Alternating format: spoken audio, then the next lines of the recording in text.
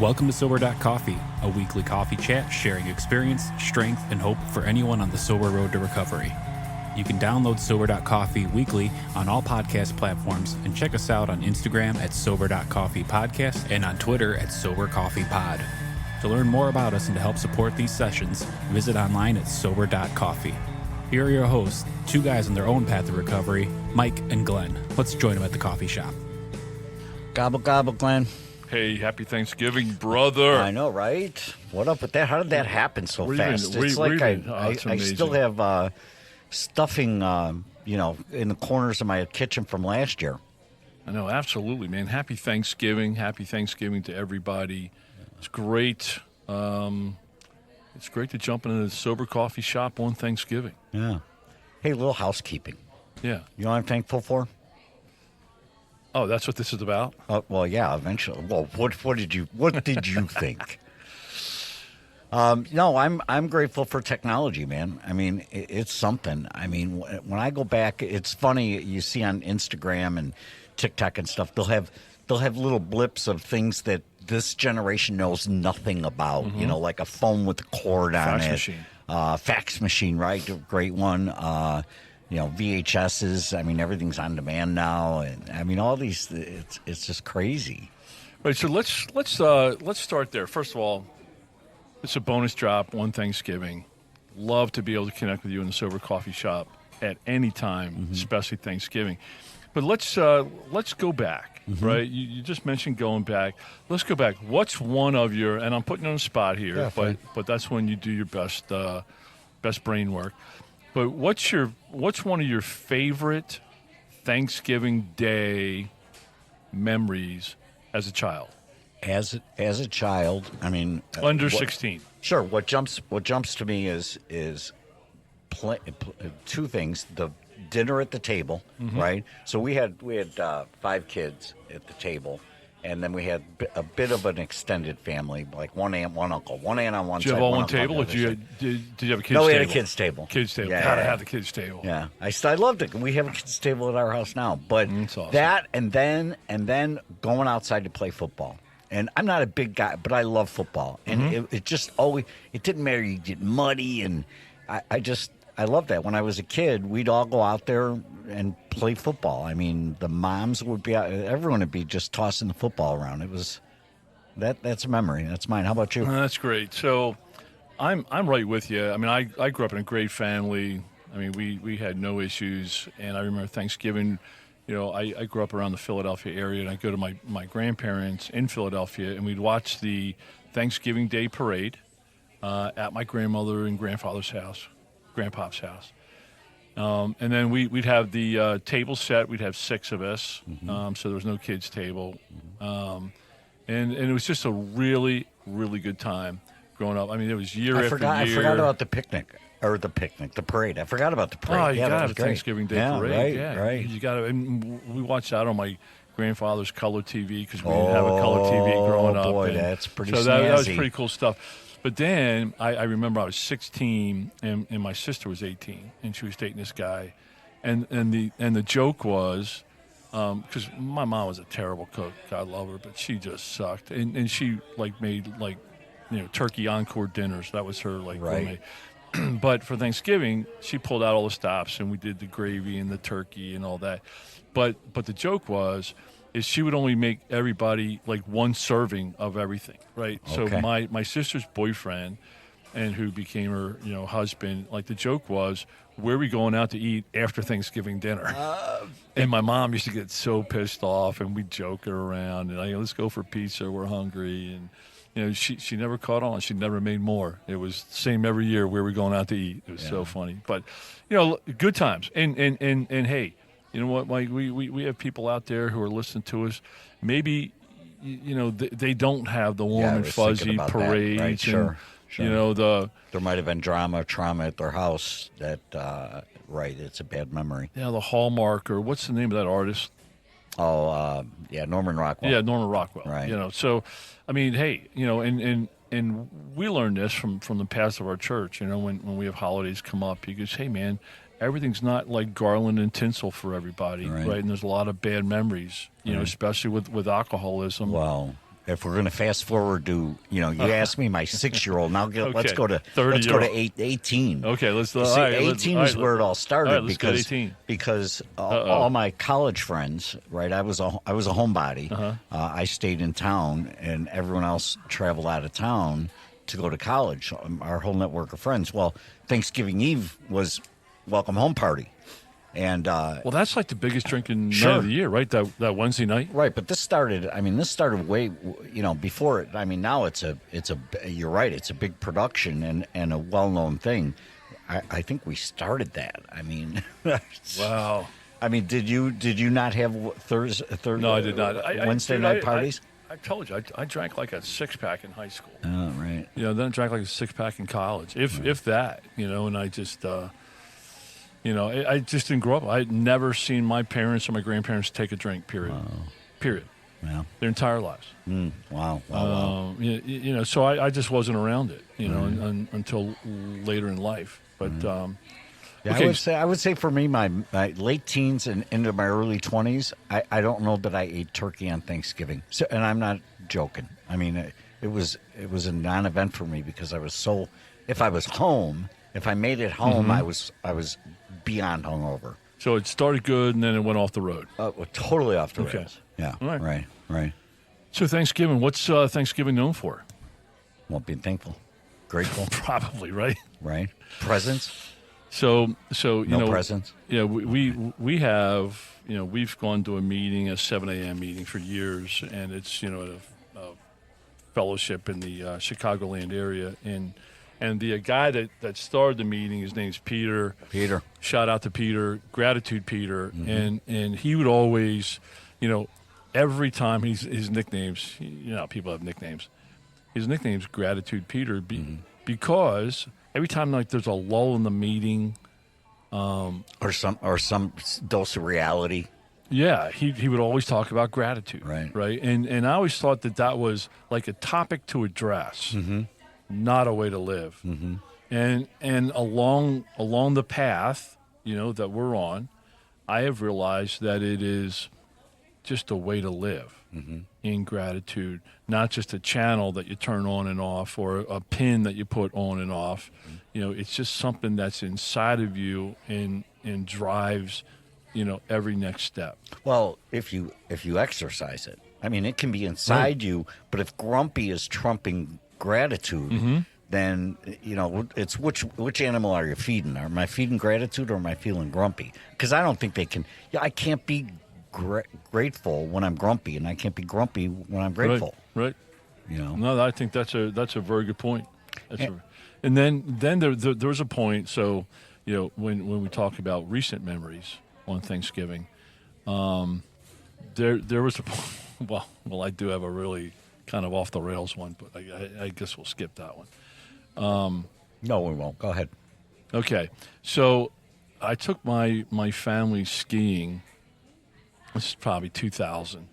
I took my family skiing for Thanksgiving at the Ritz-Carlton Bachelor Gulch in Colorado. So it's in Beaver Creek, Bachelor Gulch. Nice place. Yeah, and I remember, Thanksgiving. I remember it was a good morning of skiing. We got back around noon. We were, had a official Thanksgiving dinner at the fine restaurant in Norman Rockwell. In the it was perfect. The girls had dressed perfect. My little one had on this Obermeyer yellow one piece. I call her the banana suit. Right when she was skiing, it's so cute. And then we go in and we have Thanksgiving dinner. Okay. And I was so drunk, I had to excuse myself from Thanksgiving dinner. And I went upstairs and I puked and went to bed at 1 p.m. I mean, that was probably my worst Thanksgiving memory. Well, you have the memory. So my worst Thanksgiving was probably 15 years ago. And I went out after this. You would think this would have been a wake-up call, but no, it's I went never out. A wake-up call. I went out because Wednesday, the night before, it had become such a national holiday in my own mind. I went out and stocked the bar and had my own little party. My friends are long since coming back from college, so I just had a little solo party in my basement pretty much all night. and I really didn't pace myself with sleep or nutrition or anything else like that. Short and skinny, Glenn, I've just passed out right on the floor at about 12:30 in the afternoon. Dinner was at 3. Never made it. No, people stepped over me. Oh, my gosh. Until finally I was dragged to the bedroom. Oh, my gosh. Well, that was then. That was then. So I didn't pass out last year or the year before. It's returned to be just absolutely my favorite holiday. That's outstanding. Same here. And so something, recent highlight, so the last, 8 years I've been on this, really dedicated sober path. And, along the way I started chairing meetings. Well, I started chairing that 7 a.m. Thursday meeting. Every year, my favorite meeting of the year was Thanksgiving morning. Mm-hmm. And, we typically had 30 people at the meeting. Well, on Thanksgiving, we had like 65 to 75 people. I mean, people just crammed in that room. Mm-hmm. And, that became just my way to connect with gratitude and Thanksgiving. And that was probably before I felt it on a daily basis. So you had to kind of get yourself in an environment that was surrounded by grateful, and that's what kind of began to fuel or put oxygen onto your flames to really start fanning them, huh? That is exactly true. So that was back when I had to click the channel to gratitude. Right. You had to physically click it. Yep. And I was there. I was there at 7 a.m. and everybody would start pouring in, and it was just a loving feeling. Everybody's grateful for being sober and for the progress that they made, and so that was a good frame of mind. But that was then. I think even today it's a little different for me. I don't think there's a day that goes by that I don't feel grateful for where I'm at. I love the way you're setting this up, though, because I just that was a setup. Yeah, well, in my own head, because we knew we were going to talk about Thanksgiving, right? And the go-to is, oh, I'm so thankful for this and that and the family and friends. And look, that's not everybody's story, for starters. But I think what I heard you say was sometimes you have to manufacture, you have to dig for the good, and then do whatever it takes to help that flourish, right? So, again, I'm super grateful for the family and friends that that still stand by me after having to step over me, right? I'm grateful for them now. Not everybody has that scenario, but the fact of the matter is everybody has family and friends, and if they've are plugged into AA, they've got friends there that if you allow will become almost family, right? Yeah, and as you shared that, I'm sitting here thinking that my gratitude list has changed over the years. I mean, I don't think there's a single thing on my gratitude list. I think it's all people. I think it's all situations. I think it's, absolutely progress, and my golden retriever. And your gold. Well, what wrong could they do, right? Absolutely, absolutely right. Absolutely right. But yeah, you're right about that. It's the people on my list as I look down at, and one of the people on my list is myself. I'm grateful, and I had it down as health. But again, not everybody has that. But if they're listening, they're still alive, right? And everyone has health, and yeah, we'd like to be healthier, but I've got myself. I've got mental health. I've got spiritual health, and I'm able to do this podcast. I'm grateful for that. Yeah, and as I've shared, I do morning, quiet time, prayer, meditation, and part of that is, just gratitude ingrained, threaded through all of that, and gratitude is something that is thread through my entire life. There's not a day that goes by throughout the day that, I'm grateful for skills that I have, for situations that I'm able to be put in, for how I am able to serve others and be there for others and pick up the phone for others, because all that stuff's good for me on the sober path. So I'm grateful for all that. So let me get this right. When you wake up in the morning, that's the start of your day, and you have to find things you're grateful for. Like, it's not like you wake up and go, oh, good, but you're whistling Dixie and saying, oh, I'm so grateful that I'm wake up this morning and look at the sun. No, you have to go into a... No, it's a conscious event. Okay, there you go. I mean, I think that's going to be my takeaway for this is you've got to grab onto the gratitude and embrace something. Nobody, I don't believe, and I'm speaking to myself, cannot find something to be grateful for. Not if you're being honest. No, I totally agree with that. I think it's great. So let's leave folks, right? So we've been on the sober path. We've been early sobriety, the first 30 days, 60 days, 90 days. And so I think we should give some tips to some folks. I know we have a lot of sober curious people out there. I know we have a lot of people with, 1 week, 1 month, 6 months sober, right? I take tips, and I've got a few more days than that. I'm never too I'm not full of tips. You're still I love that. I'm not full of tips. I love it. So we're out there newly sober, and we're going into family situations on Thanksgiving that sometimes can be stressful. Sometimes this may be our first sober Thanksgiving in front of our family, right? So with that kind of setup, what are 1, 2, or 3 tips that we can give folks and share with each other that may be able to be of some help here on Thanksgiving, so it's more of a joyful time instead of a stressful time? Manage your expectations jumps out at me. Right, manage. Right. So what does that mean? That means that if you think your sister's going to be a bitch, like instinctively, then don't think all of a sudden your sister's going to be some kind of perfect transformation of a human being on Thanksgiving just because it's a holiday. Manage your expectations. Understand that somebody might come at you a certain way. Somebody might bring up a certain memory. Somebody might not. You might not be feeling the respect or love or admiration or any of the things that make you self-tick. Manage that expectation. Be realistic. So what I'm hearing is that it may not be the Norman Rockwell That's right. Hallmark picture That's right. that you have painted in your brain. Reality may not be that way, so just go in Manage and that be expectation. Okay. So that's a great one. Second one, I think, and it's one of my favorites.